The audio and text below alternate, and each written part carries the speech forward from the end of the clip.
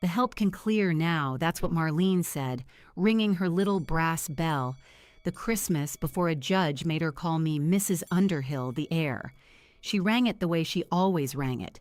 2 soft taps, the sound you make calling a cat you are not fond of. The long table went quiet. Then it laughed.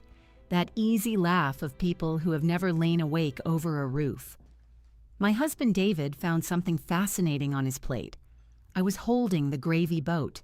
9 Christmases I had carried it from the stove to that table, and no one ever said, "Sit down, Clyde, you made all this." So I set the boat by Marlene's elbow, stacked the plates quiet and even, and cleared. By the time this is over, the woman who rang that bell will be the one asking me for a place to sleep, and I will tell you exactly how a sealed tin on her own mantle changed all of it. Let me take you back. I came to the house on Ashland Avenue in the spring I turned 32. David Wheeler married me at the courthouse downtown, no flowers to speak of, and brought me home to the tall brick foursquare his family had held for 3 generations. Muncie people know that house. Wraparound porch, a green door, 4 square rooms stacked on 4 square rooms, the kind of place that looks like it has opinions. The Wheelers had lived in the old Whiteley streets back when the factories still ran, and they never let you forget they had been somebody once. The kitchen was the first room in that house that was ever kind to me. It smelled of cardamom and Sunday greens, of peach cobbler going dark at the edges, and it was the one room where I always knew exactly what I was worth. I could stretch a roast across 11 people. I could read a grocery receipt the way other folks read scripture. My own grandmother raised me 3 hours south of there, took in other people's washing for 30 years, and she gave me the only sentence I have ever fully trusted. "A clean ledger outlasts a loud mouth," she said. "Keep your numbers true and you will never have to raise your voice." So I kept the numbers. In a house where the Wheelers thought of me as the woman David brought home, I balanced every receipt. I dated every note. I wrote down what came in and what went out in a green cloth book because that was the work I knew, and the work had never once lied to me. There was exactly one person under that roof who saw it: Verlene. David's grandmother was 81 when I met her, and she ran that household from a wing chair by the front window, like a captain who no longer needed to stand to be obeyed. Miss Verlene Wheeler. Small hands straight back, a voice like a low bell that never had to ring twice. The whole family circled her good opinion, and she did not give it away cheap. The first Thanksgiving, while the others sat, she watched me move between the stove and the sink for 4 hours. At the end of the night, when the house had emptied into the dark of Ashland Avenue, she found me drying the last pan. "Sit down, daughter," she said. Not dear, not Clyde, daughter. The only person in 9 years who ever called me that, and she said it like it had been true a long time, and she was just now getting around to mentioning it.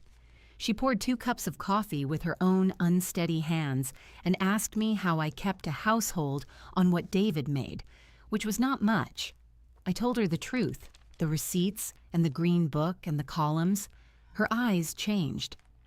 The next morning, she set her own ledgers on the kitchen table, decades of them, and said, "You and I are going to keep these together. The rest of them think money is something you have. We know it is something you watch." So that became ours. Every month, the 2 of us at the table, her reading the figures aloud in that low voice while I wrote them down and dated them. She taught me where the Wheelers kept things and where the bodies of old debts were buried. One evening, she pressed a worn brass thimble into my palm, warm from her hand, and folded my fingers over it. "For the mending," she said. "A woman ought to have her own."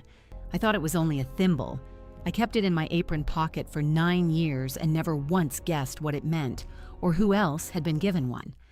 Marlene was David's mother, and Marlene did not share her mother-in-law's eyes. Where Verlene watched, Marlene performed. She had married into the Wheeler name and spent 30 years guarding it like a woman guarding a purse she suspects is already empty. Everything about her was standards. The good tablecloth only she was allowed to fold. The front parlor no one sat in. The little brass bell by her plate at every holiday, polished bright, and the line she rang it for. The help can clear now. She started saying it the second year. Said it smiling always, in front of the cousins and the aunts and David's Uncle Dale, who laughed every single time like it was fresh. I would be standing 4 feet away with a serving spoon in my hand, and Marlene would ring that bell and say it to the room as if I were a fixture that needed switching off. The first time, David's fork stopped halfway up. He set it down.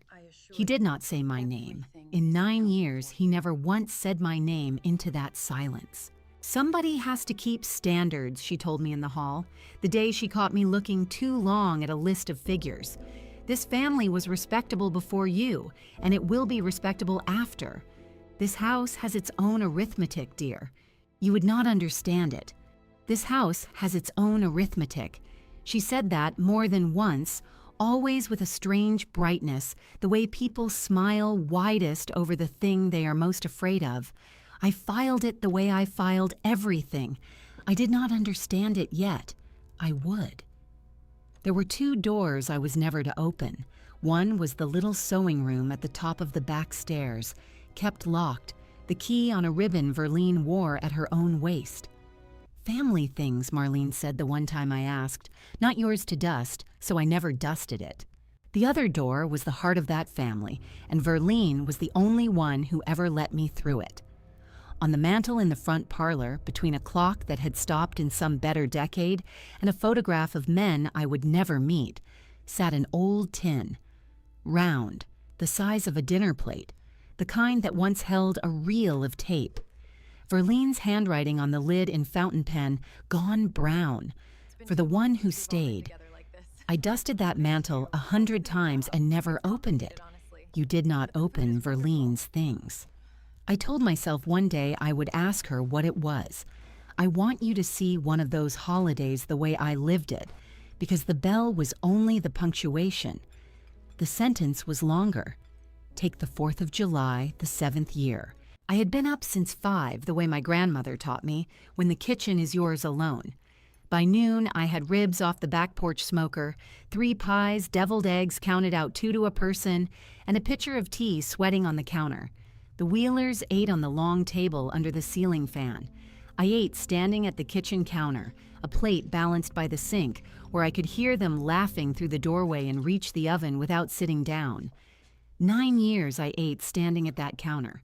There was a worn place on the laminate by the end, pale the size of a saucer, from the same plate in the same hand. David came in once for more ice. He saw me eating by the sink. He smiled at me. The soft, useless smile of a man who has decided a smile is a kind of help, and he carried the ice back out to his mother. That was the whole of it. That was my husband. Verlene saw the counter, too. She never made a show of it because show was Marlene's department, but more than once she had me bring my plate into the front room and eat by her chair while the others were still at the table. Just the 2 of us and the stopped clock. Let them wonder where you went, she said. She would point her chin at the tin on the mantel sometimes, the one marked, for the one who stayed, and start to say something. Then the cobbler timer would go, or a cousin would come looking, and she would close her mouth on it. Another day, she would say. There is time. There was not as much time as she thought. It was the watching they never accounted for. They saw an apron and decided the woman in it had nothing behind her eyes, but a woman who dates every receipt, notices things. I noticed the second envelope from a mortgage company in the mail the spring before Verlene died, the kind with a cellophane window and a return address in a town none of us had business in. I noticed Marlene take it off the hall table before David could, fold it small and tuck it into her sleeve. I noticed the morning she told the cousins the family trust was doing beautifully and could not look at me while she said it. I did not say a word. A clean ledger outlasts a loud mouth.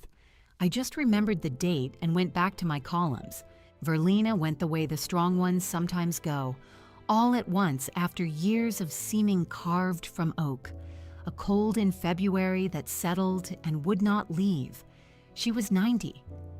I sat up with her the last 3 nights in the room over Ashland Avenue, reading her the figures out of the green book because she said the columns were restful, more restful than scripture, and she was too honest to pretend otherwise even then. The last clear evening, she held my wrist. Her hand was nearly weightless by then. "You kept your numbers true," she said. "You never raised your voice. I noticed, daughter, I noticed all of it." She looked toward the door, toward the rest of that sleeping house, and something crossed her face that I did not have a name for yet. "When the time comes, you let Mr. Okafor do the talking. You just bring the tin." I thought it was the fever. I told her to rest. I smoothed the blanket and wrote the date in the green book, because dating things was how I prayed. She passed before the light came up, 90 years old, in the house her name was on, with the only person who had ever called her right sitting beside her. I did not get to grieve her standing up. The morning of the funeral, the house filled with Wheelers I had cooked for and never sat with. Casseroles came through the door. The good tablecloth came out, and Marlene found me in the front hall in my one dark dress, took my arm at the elbow and steered me toward the kitchen like she was parking a car. "There are aprons on the hook, dear," she said. "The mourners will want coffee and something to eat. You know where everything is." The room behind her was full of people in black, eating off Verlene's plates, and not one of them turned around. One person did. Old Mr. Pruitt from 2 doors down on Ashland Avenue, who had known Verlene 50 years, took his coffee from my hand and held the saucer a second longer than he needed to. "She thought the world of you," he said. "Low, just for me. More than you know, that woman kept her accounts in heaven and on earth both." I did not understand him. I thanked him and refilled the urn. Then I tied the apron on, and I poured the coffee, and I kept count, the way Verlene taught me, the way I always did. I looked at the tin on the mantel, sitting right where it had always sat. For the one who stayed in brown ink, no one in that family had ever bothered to read. Verlene had told me to bring the tin when the time came. The time was not the funeral. The time was the reading of the will. Mr. Okafor came to the house on Ashland Avenue 11 days after we put Verlene in the ground. I was wiping down the counter, the pale, worn place by the sink, when the bell over the front door went, and I heard a man's voice in the hall, low and careful, asking for Mrs. Underhill. Not for the Wheelers, for me. It had been so long since a stranger came asking for me by my own name that I dried my hands twice before I went out. He was an older gentleman, dark suit gone a little shiny at the cuffs, a leather case worn soft as a Bible. He took off his hat when he saw me. Marlene came down the stairs fast, already smiling her widest smile, the one she kept for company and for fear. "You'll want to speak with me," she told him. "I'm handling my mother-in-law's affairs. I'll speak with Mrs. Underhill," he said, gentle as anything, and he did not move his eyes off me. Marlene Wheeler was my client for 31 years. My name is Okafor. She told me more than once that when the day came, I was to find the woman who kept her books. The hall went very still. I felt David behind me in the parlor doorway, felt him decide, the way he always decided, to study the rug. We sat in the kitchen because that was where I knew how to sit. Marlene hovered until Mr. Okafor looked at her once, pleasant and immovable, and she went off to the front parlor to be insulted in private. He set his soft case on the table between us and folded his hands on top of it. And his hands were like mine, I noticed. Careful. Ink on the side of the writing finger. "Mrs. Underhill," he said, "I am sorry to bring business into your grief, but there is a difficulty, and you should hear it from me before you hear it from anyone with a reason to shade it." He drew a breath. Verlene left a will, a new one signed and witnessed, that I drew up for her some years ago. In it, she made certain provisions that her family does not care for. Mrs. Marlene Wheeler has already telephoned my office to say the document is the product of an old woman's confusion and that she intends to set it aside. She is claiming the whole of the estate, the house, the accounts, all of it. "On what grounds?" I said. I kept my voice low and even. I have never in my life been able to make it do anything else, on the grounds that her mother-in-law was not in her right mind. He watched me, and on the grounds, I expect, that no one will trouble to argue otherwise. He paused. Unless someone has kept very good records, I did not say anything. Outside, a car went by on Ashland, slow, tires on wet brick. "She trusted you with everything for a reason," Mr. Okafor said. "I think you already know what you're worth, Mrs. Underhill. I think you have known it longer than they have. The question is whether you are willing to prove it in a room full of people who would rather you didn't. My grandmother took in other people's washing for 30 years and never once raised her voice, and she told me a clean ledger outlasts a loud mouth. I had spent 9 years thinking that was only advice about money.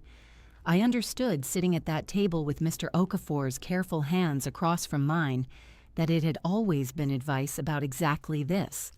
"I have the books," I said, "every month. She and I kept them together." Something eased in his face, the way a man eases when a long worry turns out to have been carried by someone capable. "Then bring them," he said. "Bring all of them.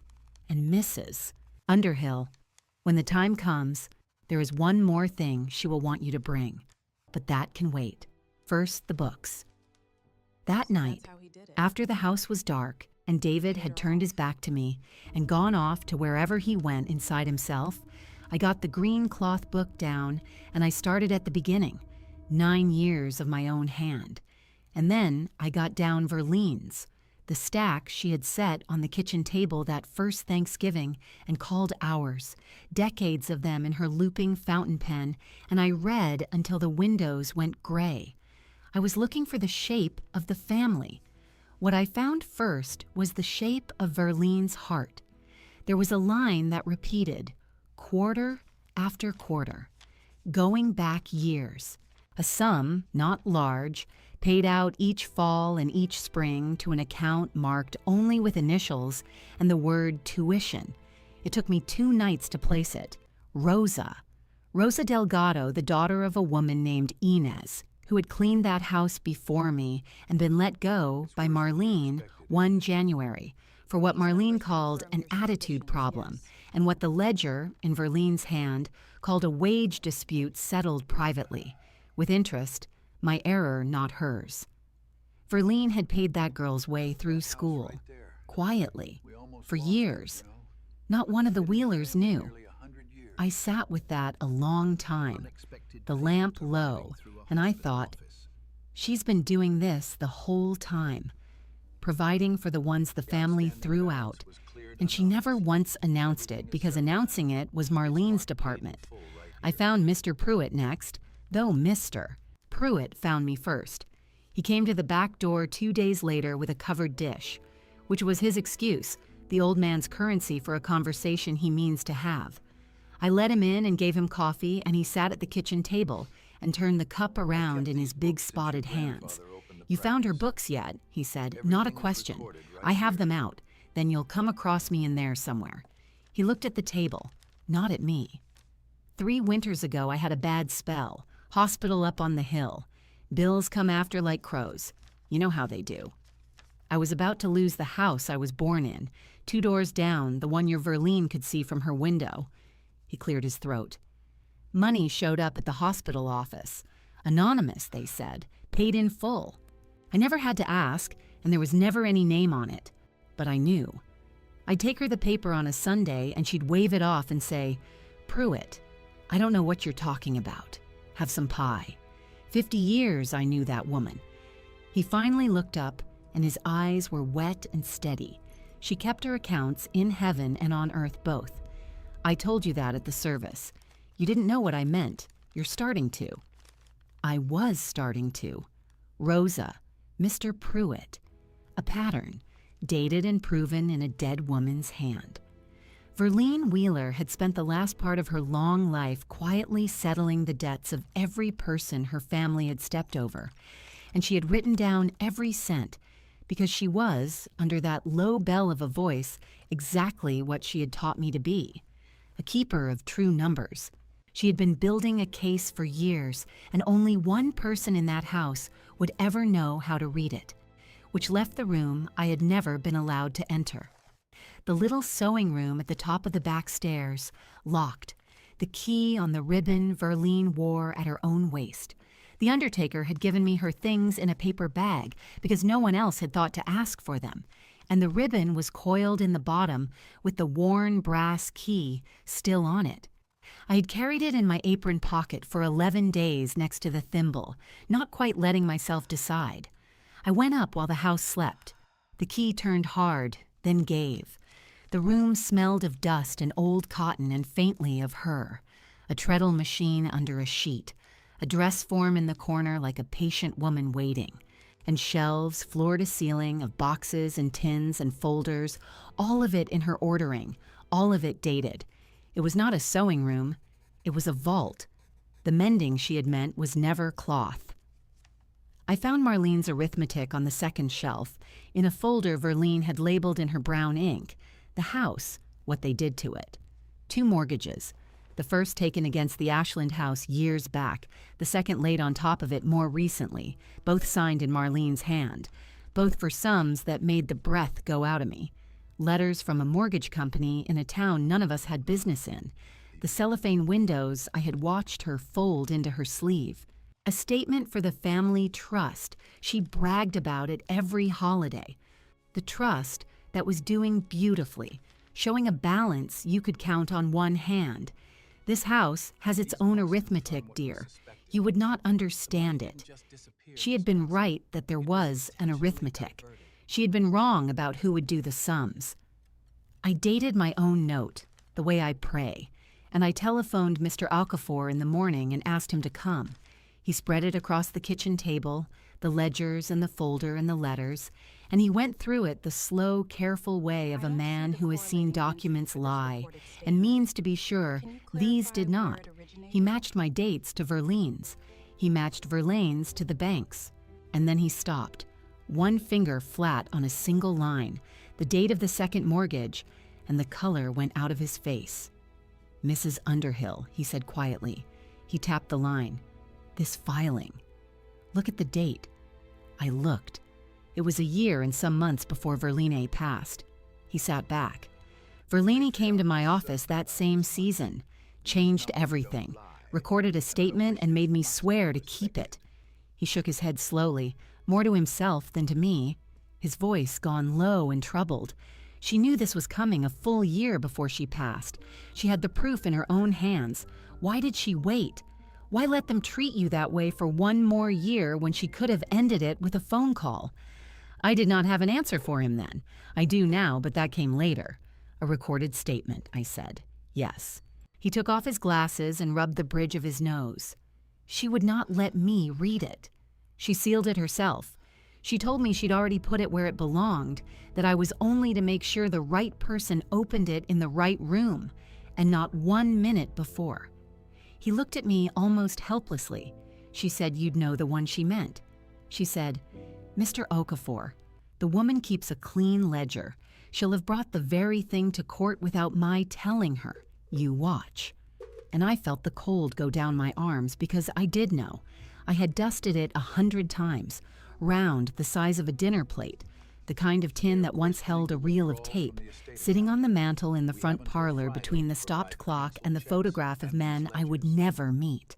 Her handwriting on the lid in fountain pen gone brown. For the one who stayed. It had been there the whole time, through 9 years of holidays, through the bell and the line and the laughter, through the funeral while they ate off her plates and handed me an apron. The proof of everything had been sitting in plain sight on Marlene's own mantel, 4 feet from where she rang her little brass bell, and not one of them had ever once been curious enough about the woman who stayed to lift the lid. Bring the tin, I said softly, and I understood at last what Verlene had asked of me with the last clear breath she had. You let Mr. Okafor do the talking. You just bring the tin. Mr. Okafor put his glasses back on. There is a hearing set, he said, in chambers before the judge, both sides. Mrs. Wheeler will be there with her lawyer to set the will aside. He gathered the ledgers gently, squared their edges the way I would have. "Bring the books, Mrs. Underhill. Bring the folder from that room." He paused at the door, hat in his hand. "And bring her tin. Let them watch you carry it in." They never did learn to watch. The hearing was set for the second Thursday in November in the chambers of a judge whose name I had only ever seen lettered on the glass door of the county building downtown. I spent the nights before it the way Verlene taught me to spend the hard hours, with my hands busy and my mouth closed. I went through every book one last time. I tied the ledgers in 2 stacks with kitchen twine, my green cloth one on top, hers beneath it in their cracked leather, and I wrapped the folder from the sewing room in a clean dish towel so the corners would not bend on the drive. The tin I did not wrap. I set it on the kitchen table where the morning light would find it, round and dented and dear, her brown ink gone pale on the lid for the one who stayed. David watched me from the doorway the way he watched everything now, from the very edge of it. He had not slept in our room in over a week. "You don't have to do this," he said. "Mother's willing to settle."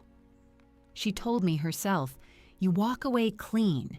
You take a little something for your trouble, and nobody has to sit in a room and air this family out in front of strangers." I kept tying the twine, looping it twice the way Verlene looped her thread. "Your mother does not settle, David," I said. "Your mother manages. There is a difference, and your grandmother spent 9 years teaching me to tell one from the other." He looked at the tin then, and something crossed his face that was not quite memory, more like a man hearing a sound from another room he cannot place.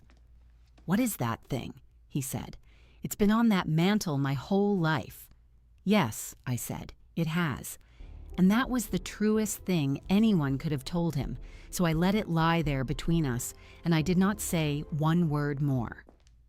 The morning came in gray and close, the kind of November sky Muncie pulls on like an old wool coat.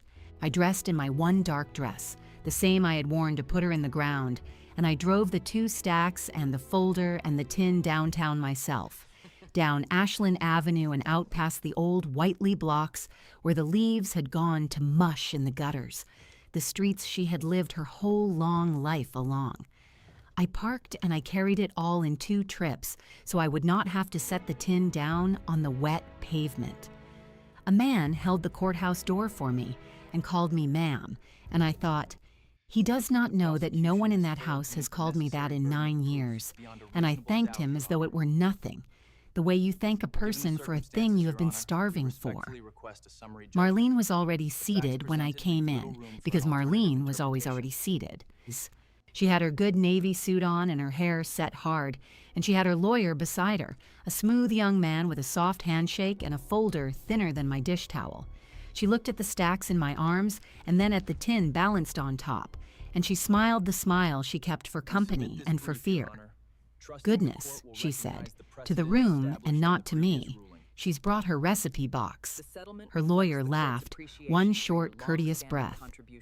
Mr. Okafor, rising to pull out my chair, did not laugh.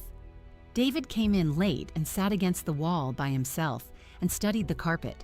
The judge was an older gentleman, white-haired with reading glasses pushed up into his hair and a way of folding his hands that I recognized, because it was my own way, the way you fold them so they will not give you away. He let the smooth young lawyer speak first. The lawyer said what they always say. He said Marlene Wheeler had been a frail and confused old woman in her last years. He said she had grown overly attached to her caretaker, a person outside the family, a person, he said, glancing at me in a position of trust and proximity, and he let the words proximity and trust sit there to do their quiet work. He said the document Mr. Okafor was so eager to defend was the product of a tired mind being steered. He said the natural and rightful heir was the daughter who had given her life to keeping this family respectable. He said it all in a soft, reasonable voice, and Marlene nodded along to it, the way you nod to a hymn you have known so long you no longer hear the words. Then the judge turned to Mr. Okafor, and Mr. Okafor stood, and he did not raise his voice either. "Your Honor," he said, "the family says the testator was confused. I would like to let the testator's own records answer that charge." And he asked me, with a small nod, to hand up the books.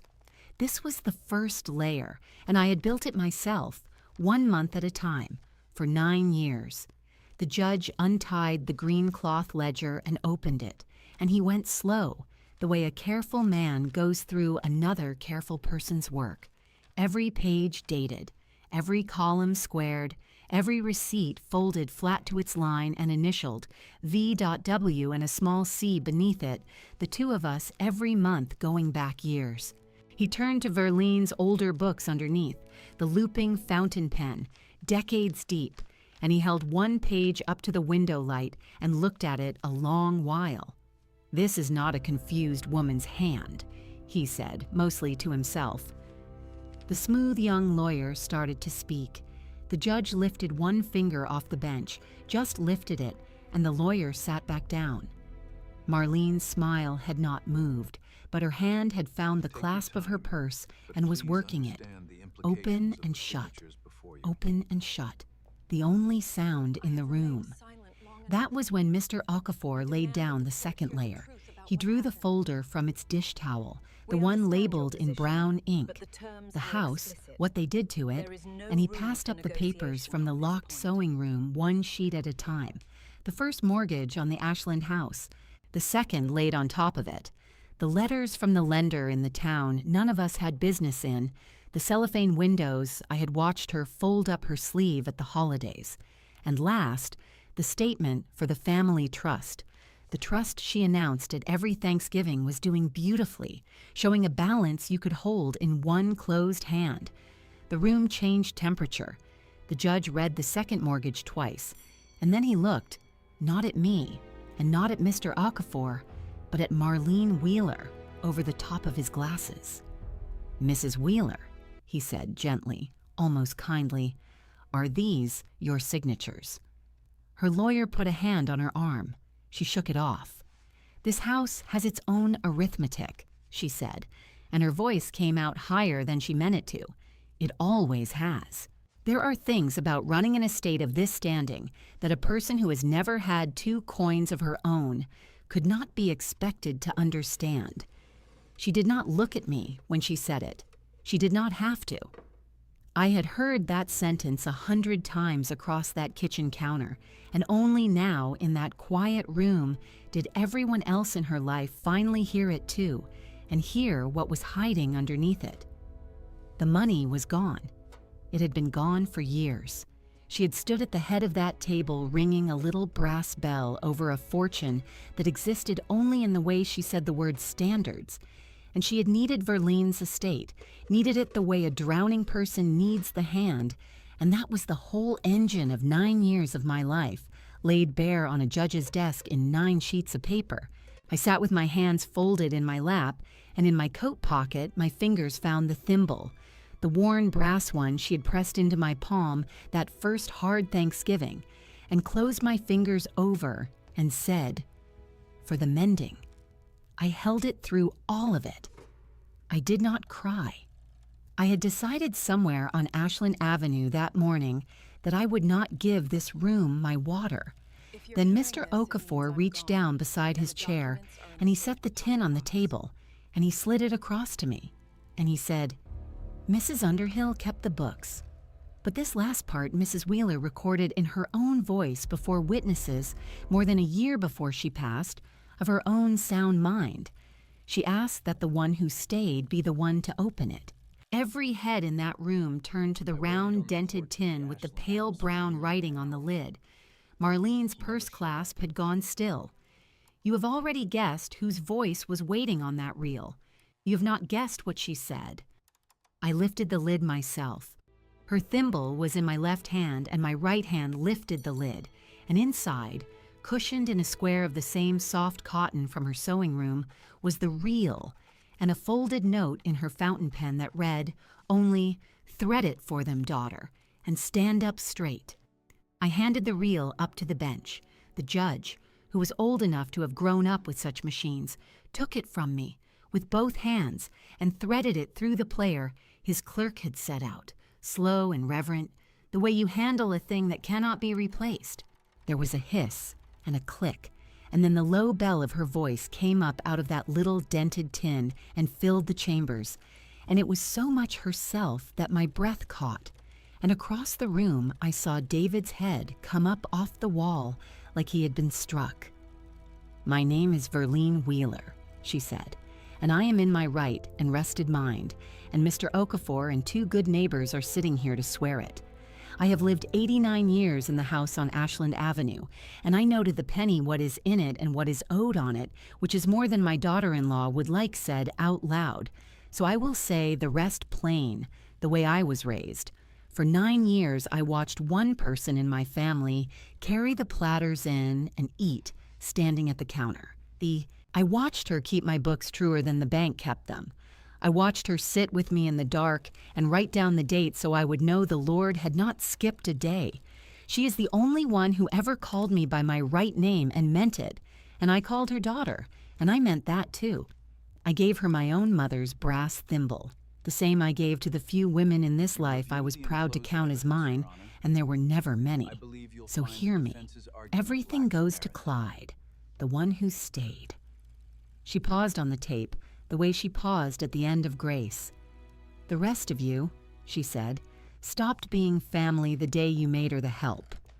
The room went silent on the word family, the way a house goes silent after a clock that has ticked your whole life finally stops. The reel turned on, hissing soft against nothing. Marlene Wheeler sat very straight in her good navy suit with her hand frozen on her purse and her mouth opened, and for the first time in all the years I had known her, not one single word came out. The judge let the reel run all the way out, past her voice to the soft blank hiss where the tape had lifted off the spool, and only the reel kept turning, and he did not reach to stop it. He let that hiss fill the chambers the way her quiet used to fill the dining room in the moment after Grace, and we all sat down inside it. Then he switched the machine off himself, one finger, careful, and he took his reading glasses down out of his white hair and folded them shut on the page in front of him. "The family has asked me to find that Mrs. Wheeler was confused," he said. "I have now listened to Mrs. Wheeler." He turned to the smooth young lawyer who had not opened his thin folder in a long while. "Counsel, do you wish to stand and tell me that the woman on that recording did not know her own house, her own hand in what was borrowed against both, down to the dollar?" The young man rose halfway out of his chair. He looked at Marlene. He looked at the 2 stacks of ledgers squared on the bench and the 9 sheets laid beside them, and he sat back down and said, "No, Your Honor." He'd walked in that morning to set aside the will of a foolish old woman. There was no foolish old woman anywhere in that room, and there never had been, and he understood it now the way the rest of them were understanding it, slowly, in the cold, one face at a time. The judge signed his name. He spoke the words plainly that the instrument was valid, that it was the true and final will of Marlene Wheeler of Ashland Avenue, that it would be admitted exactly as she wrote it, that the contest brought against it was denied. He said the house and the land and what was left in the accounts and the name on the deed all passed to Clyde Underhill. And then he said my name. He said it the way the gentleman at the courthouse door had said ma'am to me that morning, easy, like it cost him nothing, like it had been mine to be called all along. Mrs. Underhill, the heir. I had waited 9 years inside a house on Ashland Avenue to be named family by one living mouth at that table, and never once got it. I sat in a county building on Main Street and got it from the law instead, in a dead woman's voice and a judge's ink, and I folded my hands over the little brass thimble in my pocket, and I let it be enough because it was, and because she had known it would be. Marlene's lawyer began folding his thin folder into his briefcase with the quick, quiet hands of a man who wants very much to be elsewhere. Marlene herself did not move. She sat with her spine held off the back of the chair the way she had taught the whole family to sit, chin level, hands closed on the clasp of her purse, and she stared at the dark, dead machine on the table as though she could make it swallow the words back if she only looked at it hard enough. The set had not fallen out of her hair. The navy suit had not so much as creased. Everything she had spent a lifetime building on the outside of herself was still standing, and behind it, there was nothing left at all. And for the first time, the nothing was showing through. Then a chair scraped, and it was David. He crossed the room, and he did not come to me, and he did not go to her. He stopped in the middle of the floor, in the very spot he had stood his whole married life, halfway between his mother and his wife, except now there was no long table to drop his eyes to, and no plate to study, and he could not bear the open air of it. He looked at me with his eyes gone wet, and he said, "Lo, I heard her. On the tape. She called you daughter," as if it were news to him, as if I had not been saying it to him for 9 years in the only language they left me, in clean columns and folded receipts and platters, carried to a counter where I ate on my feet. "She did," I said. He opened his mouth to reach for the rest of it, the apology, the whole 9 years of it, and I watched him hunt for a piece big enough to start with, and I watched him come up empty, and his mouth closed again. He had waited too long, and the waiting had spent the words. I did not tell him so. Some balances a man has to find in his own book. Mr. Okafor walked me out into the gray corridor with the green tile, and he carried one of the ledger stacks because I would not let him near the tin. At the head of the stairs he stopped. "The mortgages will not stay in that room," he said quietly. I waited. When papers like these are signed against a property and the trust they were meant to feed turns up empty, the county comes with questions, and it asks them whether or not the family would like them asked. He told me a clerk had already flagged the second filing for review. He told me, in the same even way he told me everything, that he had handled estates in Muncie for 30 years, and that Marlene Wheeler's signature had managed more than one elderly account in this town, accounts belonging to people who had no granddaughter at the kitchen table, keeping a true book on their behalf, and that those names would surface now as well, the way one pulled thread tugs loose the next. He was not glad.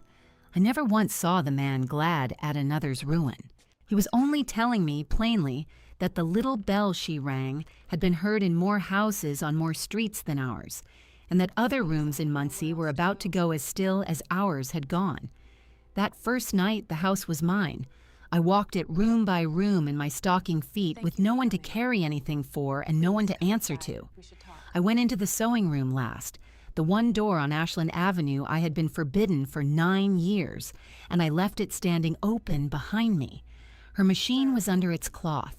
Her button tins were lined on the shelf in the order only she had ever understood, and I understood it.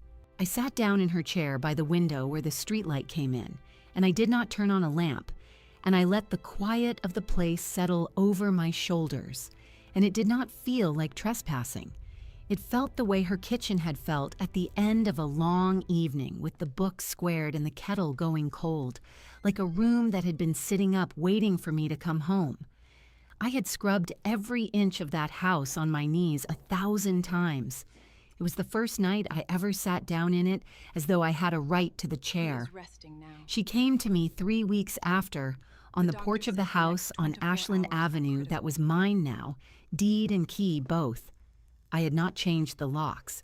I had thought about it on the long drive home from Main Street, and then I had thought a while about the woman who raised the man I married, and I had left them as they were.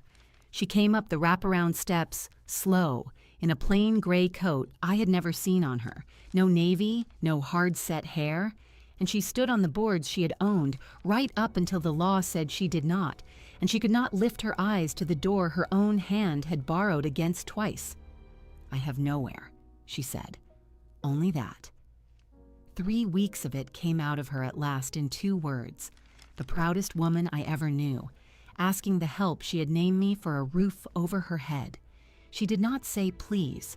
I do not believe she had ever learned where the word was kept. I let her stand there a moment, not to make her drink it slow. I had no appetite for that, and Verlaine had not raised me to it, and the grandmother before Verlaine had not raised me to it either, the one who took in other people's washing on the far side of this same town and taught me what a woman is worth on the morning the world has already decided she's worth nothing. I let her stand only because I wanted to be sure of my own voice before I spent it on her. Then I said, "There is the back bedroom off the sewing room. It takes the morning light. You can have that one." Her head came up. She had braced herself for the street, or else for the cold pleasure of my turning her away, which to a woman like her was nearly the same gift, and instead I had handed her a room inside the house she had tried to lift out from under a dead woman, and she did not know what on earth to do with her hands. "I will not sit at your table," she said, the last thread of the old voice in it, reaching for some high ground to set her feet on. "You don't have to," I said, "but you'll be fed all the same. Nobody goes hungry under this roof. That was always the rule of the house. You only never knew whose rule it was." I came to the rest of what Verlene had been doing all those years, the way I came to everything, by going on through the books. In her oldest ledger, in that looping fountain pen hand, were 2 lines I had passed my eyes over 100 times and never let myself add together until the house was mine to add them in. The first was a tuition, paid every August for 6 years running, to a girl named Rosa, the daughter of a housekeeper Marlene had turned out one winter without notice and without a letter, put off the porch on Ashland Avenue in the cold for the sin of being caught sitting down. Verlene had carried that child quietly through her schooling behind her own daughter-in-law's back, and never breathed a word of it, and let Marlene go on believing she had won that fight. The second line was a hospital account, paid in full and marked closed, belonging to old Mr. Pruitt 2 doors up, who had told me at the graveside with his hat turning in his hands that he did not know how he would ever have come out from under it, and who does not know to this hour whose hand reached in and lifted it off him. She had been doing it the whole time in the dark, with the same dated, patient care she had taught me across her own kitchen table. She had kept a far different book than the world ever credited her with keeping, so I kept it on. I took a portion of what she left me, not a loud portion, a steady one, the kind that does not run dry, and I set it aside in her name for the women who carry the platters in. Rosa runs it now, grown and sharp and easy with numbers in the way her own mother was never once given the room to find out she could be. It pays a month's rent for the housekeeper let go without notice. It covers the night nurse nobody remembers to thank.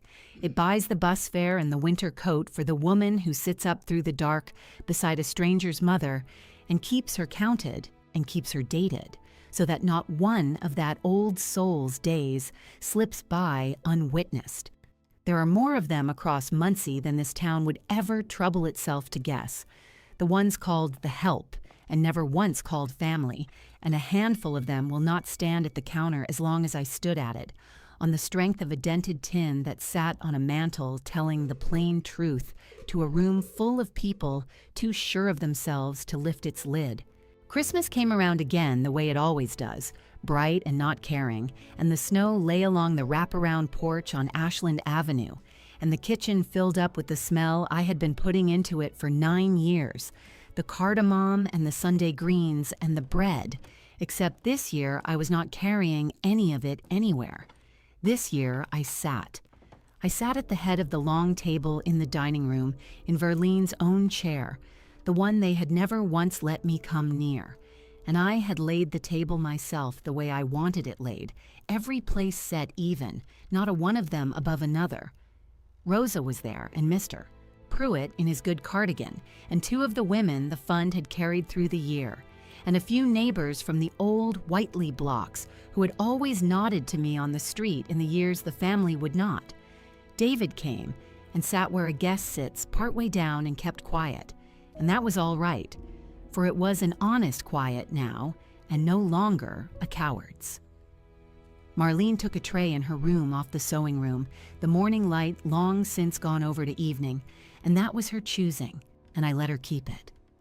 When the plates were full, and before a single fork was lifted, old Mr. Pruitt asked if he might say the blessing, and he bowed his head and thanked the Lord for the house and for the hands that cooked in it, and then he thanked him for the woman at the head of the table, and he called me by my name, Clyde, and then he called me family, right out loud in front of all of them, and the table said amen after him like they meant the whole of it. 9 years I had wanted one living voice to say that word over that tablecloth. I got a roomful in a single breath. My throat closed and my eyes stung, and I kept them dry the way I always have. And I held the thimble in my pocket and let the warmth of the thing go all the way down to the floor. There was no little brass bell. I had taken it down off the sideboard the very first week, and I had not thrown it out because Verlene threw nothing out, but I had set it down inside the round tin on the mantel, where her voice used to wait in the dark, and I had closed the lid over it, and there it sits to this day. Nobody at my table is ever sent up from it before the eating is done. They eat until they are full, every one of them, sitting down, and then they sit on a while longer after, because they are wanted in the room. The apron is folded away in a drawer. She sets the next table now,